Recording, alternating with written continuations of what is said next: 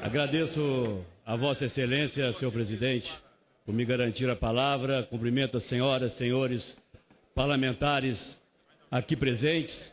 E começo, senhor presidente Renan Calheiros, por dizer que o nível de desenvolvimento de uma sociedade não pode ser medido apenas pelo acúmulo de riqueza que ao longo do tempo essa sociedade adquiriu. Muitas vezes o nível de desenvolvimento de uma sociedade se dá pela força, pela independência e pela solidez das suas instituições. Esse, senhor presidente Renan Calheiros, é o Congresso Nacional reunido. Já tive o privilégio, pela vontade dos parlamentares de uma década atrás, de sentar na cadeira que hoje senta Vossa Excelência. Presidi por inúmeras sessões esta casa, com enorme orgulho. E quero dizer a Vossa Excelência que não há, para a democracia, papel mais relevante do que aquele que o Poder Legislativo possa desempenhar.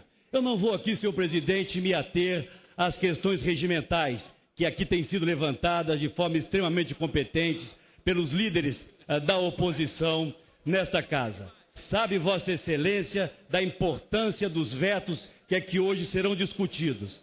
Temas afeitos ao agronegócio, à realidade dos municípios brasileiros, deveriam estar sendo discutidos com o tempo adequado para que a casa, conhecendo as razões de ambas as partes ou de todas as partes, possa aqui tomar a decisão mais adequada. Mas eu vou, senhor presidente, à questão central. A responsabilidade maior do parlamento, e por isso foram criados, é discutir, aprovar o orçamento e fiscalizar as ações do governo central. É isso que deveríamos estar fazendo aqui, senhor presidente. E, infelizmente, Vossa Excelência permite ao Congresso Nacional protagonizar mais uma tarde extremamente triste. Não se iludam, senhores senadores, senhores parlamentares. O Brasil acompanha e acompanha atentamente esta sessão de hoje. Está sendo tirado do Congresso Nacional o poder de fiscalizar, de cobrar do governo federal, de fazer com que a legislação seja efetivamente cumprida. Tudo isso, senhor presidente, é um pano de fundo para a questão central, a qual chegaremos daqui a algumas horas, mas que quero, nesse instante, antecipar.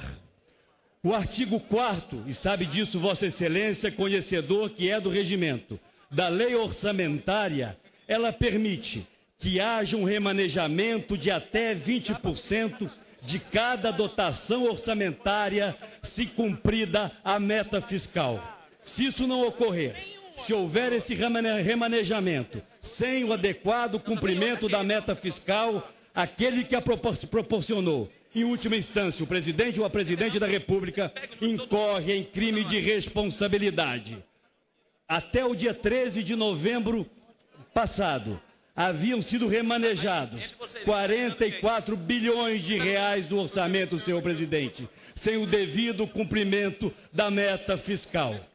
Todo esse assodamento que impede que matérias extremamente relevantes sejam aqui discutidas no tempo adequado tem um único objetivo que deve ficar absolutamente claro: anistiar a senhora presidente da República do crime de responsabilidade que ela cometeu e livrá-la das sanções estabelecidas na lei por esta casa, senhor presidente. Esta é a questão central.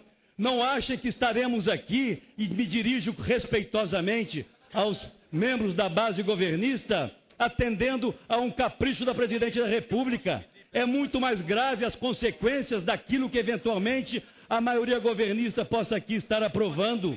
Porque se nós acertarmos que daqui para frente e aceitarmos, presidente Henrique Eduardo Alves, que no momento em que não se consegue cumprir a lei, basta utilizar a sua maioria para transformar a lei, nós estaremos dando um passo para trás naquele que foi um dos mais importantes avanços conquistados por essa casa. Estávamos lá, eu e Vossa Excelência, como líderes partidários, quando aprovamos a lei de responsabilidade fiscal, e ela está sendo julgada fora. Mas isso é apenas um debate entre oposição e governo? Longe disso. No momento em que a base governista perpetrar esta violência, permitindo,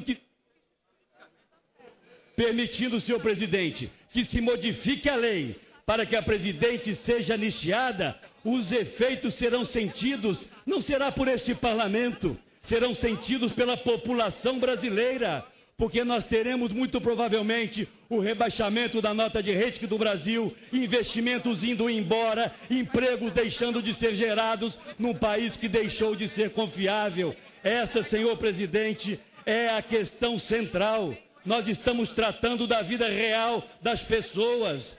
O parlamento, para ser respeitado, tem que se fazer respeitar e tem que respeitar-se. E quero aqui, na condição de presidente nacional do PSDB, anunciar previamente que se houver esta violência, se for perpetrada mais esta violência pelo Congresso Nacional, nós vamos ao Supremo Tribunal Federal com uma ação direta de inconstitucionalidade para não permitir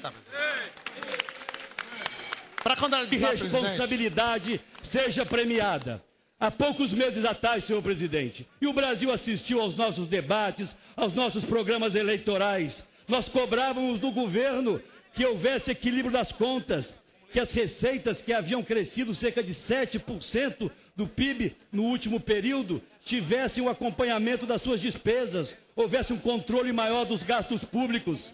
E qual a resposta do governo? Sempre e sempre as contas estão em ordem, equilibradas, cumpriremos o nosso superávit. Portanto, senhor presidente, enganaram os brasileiros durante a campanha eleitoral, mas infelizmente as consequências para os brasileiros, se perpetrada essa violência, serão ainda mais graves do que aquelas que assistimos durante o debate eleitoral. Portanto, rogo aos senhores parlamentares, senadores e deputados aqui presentes, que acima das nossas vinculações partidárias, acima